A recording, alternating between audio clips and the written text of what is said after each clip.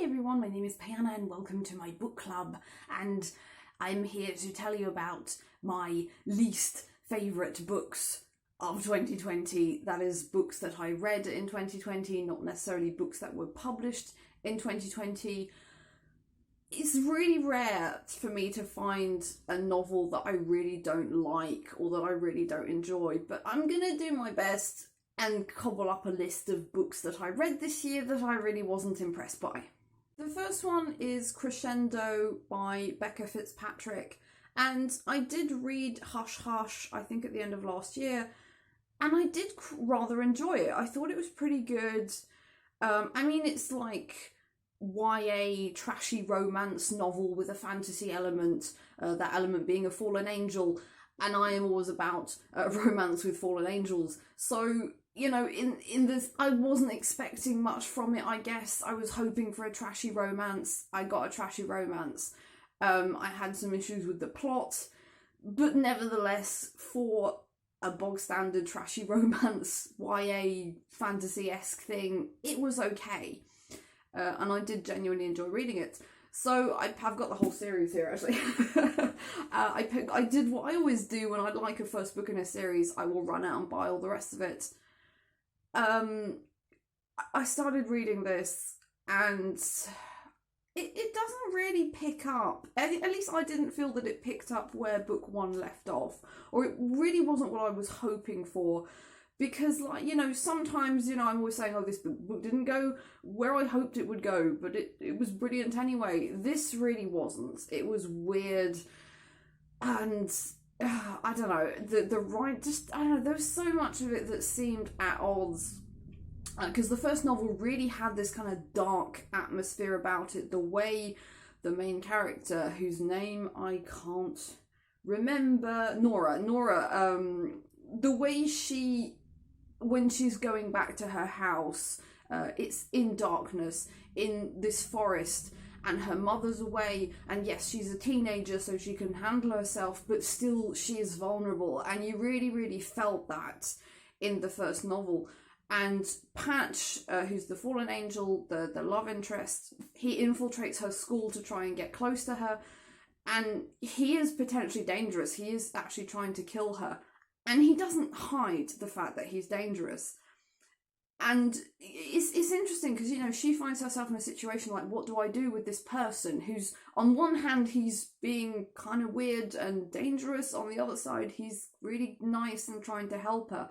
And I thought that was really well done because Patch, not only doesn't he know how to deal with Nora, he doesn't know how to deal with himself because he has his own issues. And I thought that was really well handled in Hush Hush. It wasn't in this one. It was just so bad. The way the characters relate to each other, everything had just fallen apart, and I was really disappointed. So sorry, Patch, sorry, Becca, but I don't know if I'm going to carry on this series. I'll see what happens, but yeah, I was really disappointed by book two. To me, by Tahereh Mafi, I picked this up because everyone talks about it everywhere. People seem to really love this series, so I thought, okay, I'm going to give it a go. To be honest, I didn't really know what to think of it. It's written in an interesting way. It's written in a kind of diary-esque kind of way. It's told from the point of view of the main character, whose name, again, I cannot remember because I am ridiculously... Juliet. So she is locked in a prison and she is writing a diary. So you've got a lot of moments where like she crosses stuff out. And it's just the way it's written. It's interesting how the writing evolves as well.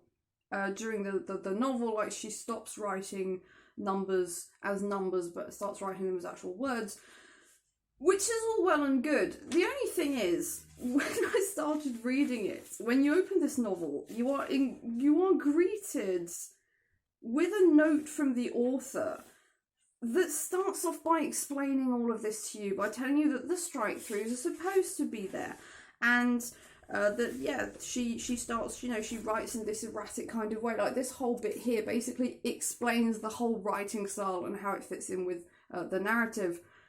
which I get very annoyed by that kind of thing. Like, I would have way preferred to discover that on my own and appreciate it on my own instead of just having it put in front of me like, this is what I write, this is what it is, this is what you should expect. So that put me off a lot. I really, really would have liked to not have that. And then you've got the actual story. So Juliet starts off in a prison because she has the power of hurting people and killing people just by touching them. Then she has a cellmate brought in and he gets her out and she goes to work with this guy who wants to use her as a weapon in his war. This is also a dystopian novel. I don't know.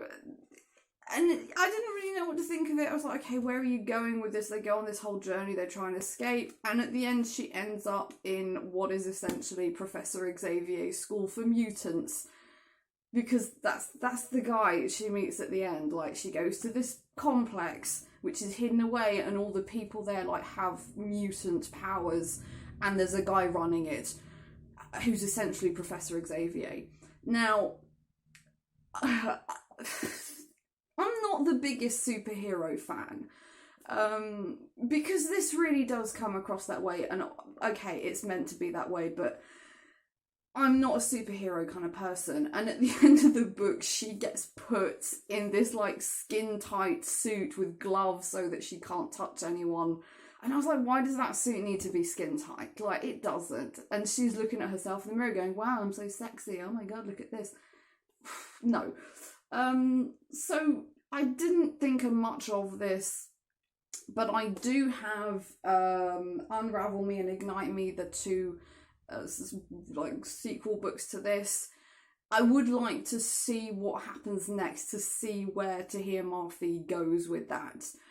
So I'm not kind of striking it off as like something that I don't like. As I say, I didn't really know what to think of it because there's not a lot of elements that really give any kind of notion of what you're supposed to think of Juliet.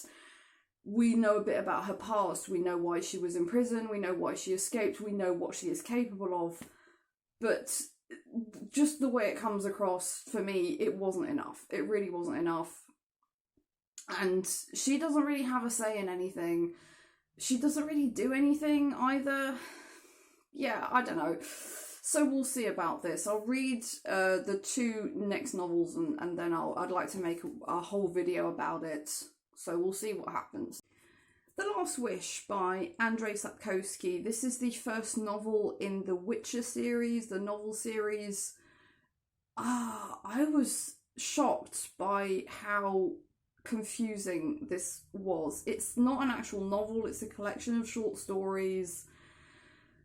But it was hard to follow. I didn't really understand what I was supposed to think of the main character, whose name is apparently pronounced Geralt and not Geralt, so I apologise for getting that wrong in the review video I made about this.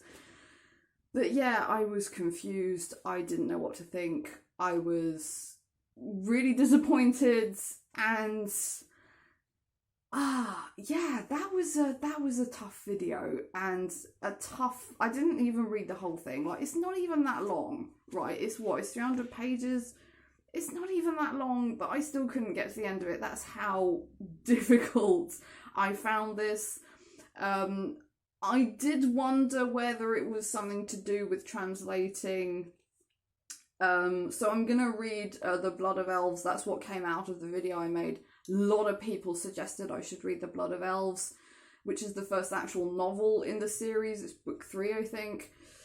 So I'm going to do that, and I'm going to read it in French, because the French seem to be better at translating than the British and the English-speaking world, I should say. So yeah, I'll read The Blood of Elves, and then I'll see what happens with that as well. Wintersong by Jea-Jones. Probably the worst one this year. I actually wanted to make a reading vlog about this, but in the end I didn't do it because it's so bad. The writing is cringeworthy from start to finish. The characters are appalling. This is like a retelling of Labyrinth. I'm a massive fan of Labyrinth. I really wanted to like this novel. It was so just, I don't know, and just Liesel, the main character, like, she goes on and on and on about how ugly she is. And you're like, yeah, okay, we get it. You don't like the way you look. Like, stop banging on about it. The Goblin King is portrayed as a parody of, I don't even know what. He is almost pathetic. There are a couple of scenes. I mean, it's painful just looking at the Goblin King in the movie Labyrinth. He is played by David Bowie. He never, ever shows any weakness. He is always powerful. He is always strong. Even when he is, you can feel the internal turmoil. You can feel how he is suffering inside. He is still always standing straight and dignified. There's a scene of the Goblin King in this where he falls out of bed naked. No. Just no. I can't accept that. No. There is a sequel to this. I found out, I think when I published the video about it. I'm not going to read it. This is one what I really don't want to know. I really don't want to have anything to do with this again. It is painful. So yeah, sorry Jea-Jones. I really didn't like your novel. La Ferrous Turner by Yvon Michaud. This is one that I covered in my French Book Week series. This one made me sad because I met the author in a bookstore. He was there signing novels and promoting his like independent editing firm, and he signed the novel for me and everything. And I bought this book because I wanted to read a detective story, and also it's about Turner. I'm a huge fan of J.M.W. Turner. I'm so passionate about his work, and you know, I thought, okay, let's read this. And the novel starts off pretty well. It starts off with, we have this character who's a painter, and who goes like into all the details of how he paints his paintings, and how he's always like wins this competition that the book is centered around. And then he dies. And that was really the only good bit about this novel. It made me sad because there was potential in this. It is interesting. It's not good, but it's interesting. There are a lot of interesting ideas that are kind of thrown around in this. I did find it inspiring, even though I didn't like it. It was quite long. I made quite a long video about it, going into like all the ins and outs of it. So it's interesting, but it's not good.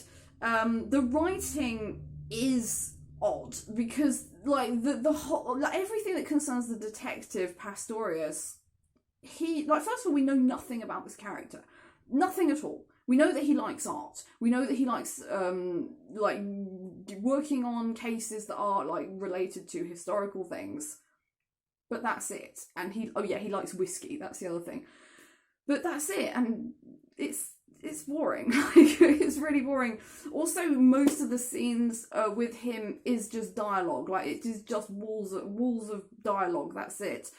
And so that was kind of hard to read. So the whole intrigue revolves around the fact that there have been a series of murders during this art competition that are linked to one of Turner's paintings. And it is believed that Turner may or may not have murdered someone when he came round to the village of La Boye in Normandy all those years ago.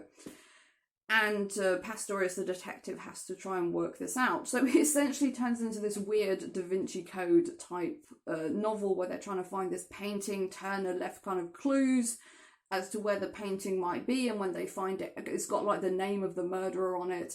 So they go on all this hunt to find this painting until they get to the end, and then Pastorius finally figures out who the murderer is. The only problem is, I don't understand why Turner would do that. If Turner knew who the murderer was, why didn't he tell anyone?